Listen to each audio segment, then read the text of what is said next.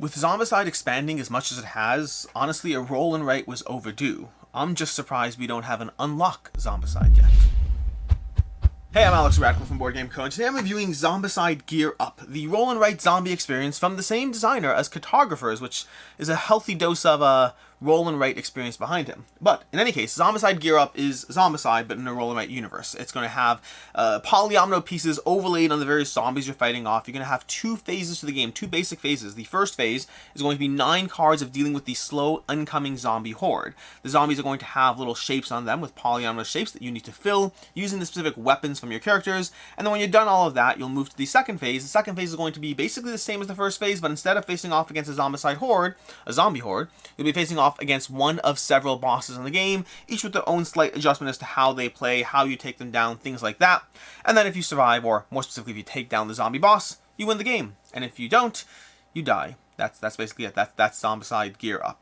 So let's go into this in a bit more detail. First of all, we have the setup over here for 2 players right now. 2 players is solo mode as well. We'll dive into all of that. But the basic idea, the basic sequence of play every single round, they're going to have a handy dandy little player that goes through all of it. But the first thing you do every single round is you reveal the next turn card. The first turns of the round, and again, there's 2 phases, one for the zombies, one for the boss. But in both cases, the first 2 are always sort of freebies in the sense that you have the zombie card you're going to be dealing with. You're going to have what you're doing, which we'll explain in a second, but you don't have zombies spawning. These cards are the bad stuff happening to you, and we don't have those for the first 2 rounds. We have a bit of time to, wait for it, gear up.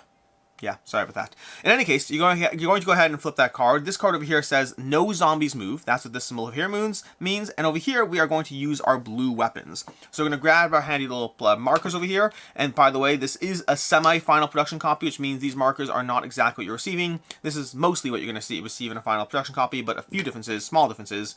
In any case, you go ahead and use your specific weapons. All the survivors have a set of 4 different weapons of each different color, and you're going to use those weapons to construct specific weapon patterns on the zombies. So over here, our 12 gauge shotgun, our 12 gauge shotgun, we're going to go ahead and mark down 3 in a row on one of the zombies. Over here, we have our sledgehammer, and we can utilize that to mark that pattern on one of these zombies over here. You can attack any of the zombies in your zones. It can be zone 3, 2, and 1. And once they're in zone 1, they'll attack. We'll explain more about that shortly. But then also, weapons have little marks that you can mark off over here. Each of these weapons, your starting weapon is already marked, but your other 3 weapons have upgrades on them. Meaning, weapons come with both a grid and attack pattern, but they also come with a whole bunch of upgrade options on your board listing the types of things you have over here. So for example, this sledgehammer, if we upgrade that left side over there, whenever we mark off an attack grid on one of these zombies, we'll go ahead and gain a shield, which will help us stay alive longer. In general, you have 3 little resources on your board here. You have your health, which when that runs out, you're dead.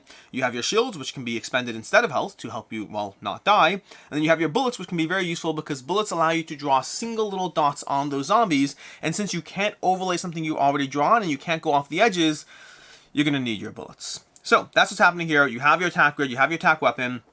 How do you actually upgrade your weapons? We haven't covered that. Well, every time you take down a zombie, every time you completely kill a zombie, you will mark off one of the 6 available upgrade pips, which means once you've killed 6 zombies, you will have fully leveled up and be using all your weapons at full capacity. Each character has their own grid with like the various things they're going to be upgraded over here. The specific icons that they have, they're going to be a little different depending on the characters. Every character has slight differences, but also having some overlap between the symbols.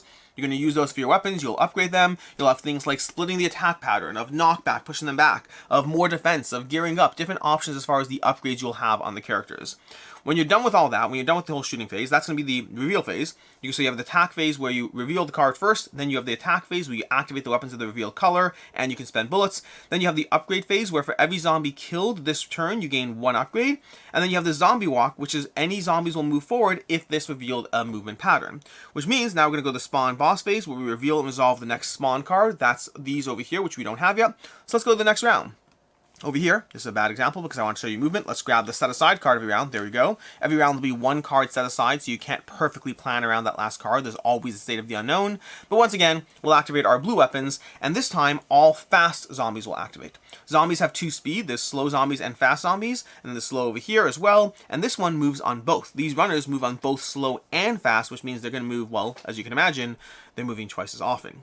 So those runners will activate, all the things will activate right now. So we're going to go ahead, after we're done with the attack phase, we still go in order, so we still resolve our attack, we still resolve an upgrade, and then all of the zombies with that double movement pattern will move up a block. And then once they're in the final zone, instead of moving up a block, they will attack you instead. And this way you have to be mindful of what you do in taking out the zombies, how you approach them as they're engaging with you, because, stay up box, stay up. Because what happens with the zombie patterns is over here you'll see a few things. You can't necessarily see them that clearly. Let's go ahead and show you one over here. Let's try to zoom in a bit more. But you can see over here we have the attack marks here, meaning when a bomber attacks you, it's going to deal 2 damage because of these 2 marks here, plus an additional damage for every uncovered mark. But if you cover these, he does less damage. Additionally, when you cover this, you'll get a bullet. When you cover that, you'll get a shield. And that's basically the pattern of these zombies here. You're trying to be mindful of taking them out to just take them out and upgrade yourself. But you're also trying to be mindful of the fact that if they are approaching you, and if they are but to stomp on your face, well, you can slowly minimize just how much damage they're going to do by taking out their attack patterns. Let's go to the third round because we haven't done one thing yet.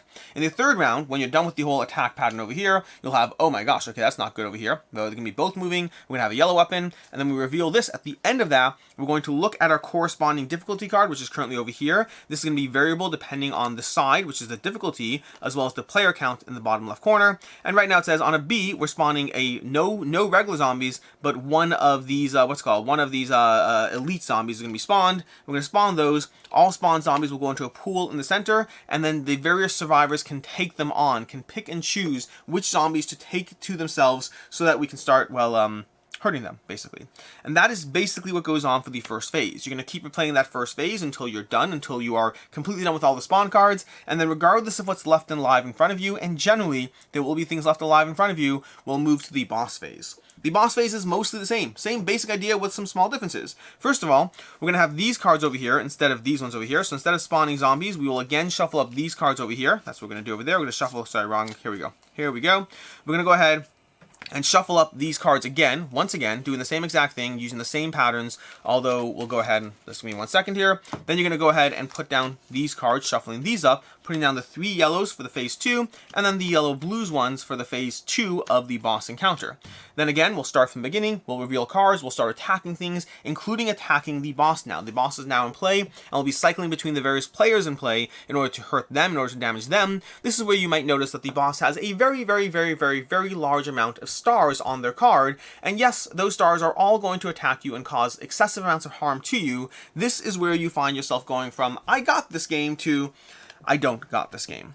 Because you'll take excessive amounts of damage from those stars, unless you start covering them up, which is part of the game. How fast can you take down the boss? How fast can you operate together to slowly take down this boss, because he's a jerk face is what's happening here. He's a jerk face of a boss. And so you're going to have to deal with that boss over there. And once we get to the third round of play, instead of spawning zombies, we're going to reveal what the boss is doing. In this case, the boss is attacking with all his yellow stars.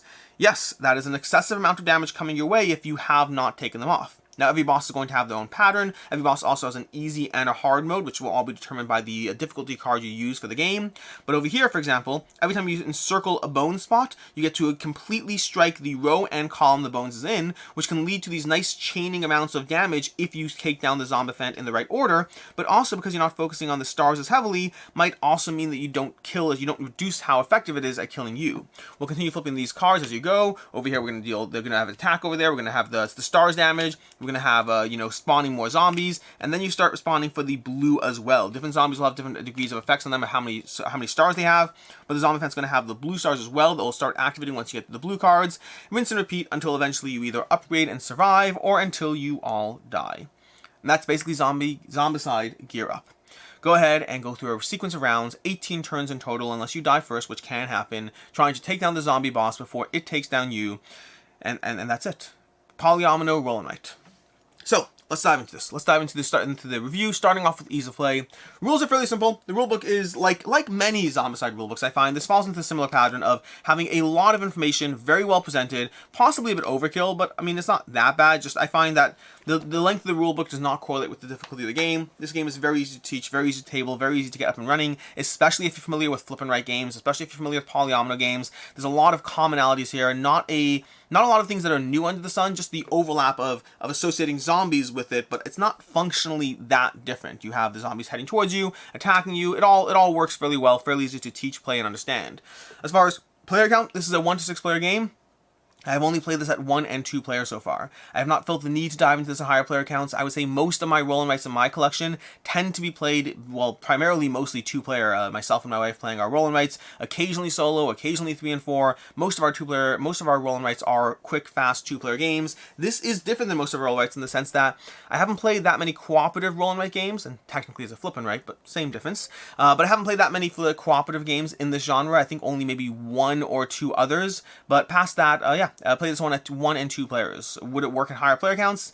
Yes, but it's not. It's not really that simultaneous play as far as things go, and so there's a degree of teamwork and cooperation. It's not pure simultaneous, which means the more players you have, the more it will slow down a bit. I would imagine that 2 and 3 and 1, 2 and 3 would probably be the sweet spot for this. But again, extrapolating from my experiences here.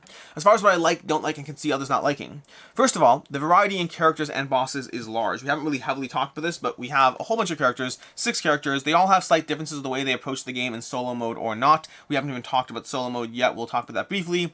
But yeah, they're going to have a whole bunch of characters. There is overlap on the abilities and the weapons. They're not like massively different, but similar to Zombicide, honestly. If you've played Zombicide, it's that level of differences in the characters. Yes, each one's different. Yes, each one brings something new to the table, but you don't need 17,000 of them. The 60 you have over here will give you plenty of variety as far as what you need over here. And then there's the bosses. The bosses, which to a certain degree provide more variety because what they do differently, they have less things that differentiate them, but what they do have that differentiates them is more unique to them. And so we have the zombie pyramid, the mutation, the super abomination, the screamer. We have the dead socks over here, the zombie pyramid back, and then of course the zombifiant over here. A bunch of bosses to fight with, and since the boss is half the game, that provides a slightly different spin on how you approach it.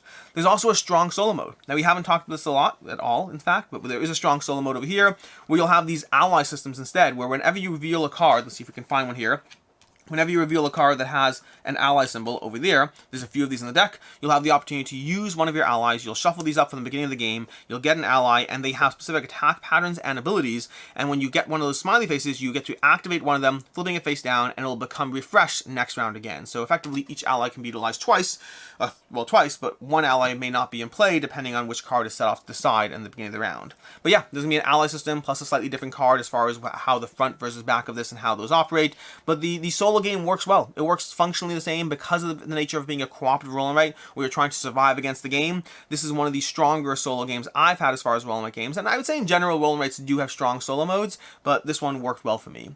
Additionally, there's a sense of cooperation when you're playing with more. This is when you're not playing a solo, but there is a sense of cooperation of which weapons do we use, which zombies do we take on, what do we think is the most effective way to actually survive. It's not a huge amount of cooperation because you are dealing with your different pools, but there is cooperation in terms of which ones you take on and which zombies you absorb and which ones will work better for you. There's a degree of feeling together, feeling that cooperative sense as you play. And there's also variable difficulty. If I can find my difficulty card, I can't, it's somewhere here.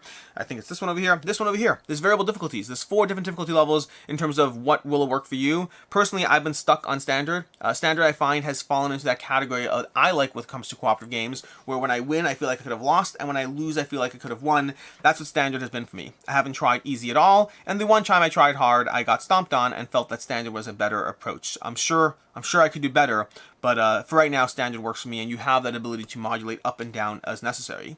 As far as what I don't like, starting off the bat, the strategic pathways in this game are limited. And the nature of the fact that it's a cooperative game instead of competitive game takes away some of the fun of that. And this is my biggest critique of the game, which means I'm going to focus on it to a larger degree as far as trying to explain what I mean here. When you play a game like, let's say, Railroad Inc. Railroad Inc. is another roll and write game, not cooperative, that I enjoy. And I would say Railroad Inc. in general has limited variety to it until you start mixing in all the other versions of it. But if you have a base copy of Railroad Inc., there's limited variety.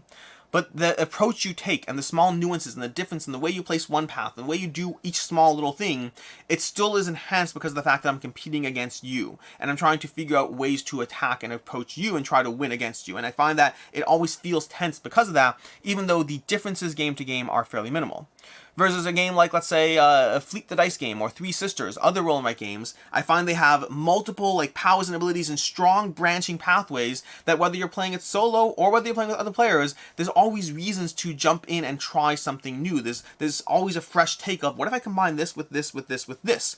I find Zombicide Gear Up does not have either of those. It is both a cooperative game, which means I lose some of that tension of, well, just doing small differences and small minimalized improvements we're not fighting each other. We're fighting against the game, so that's not as interesting to me.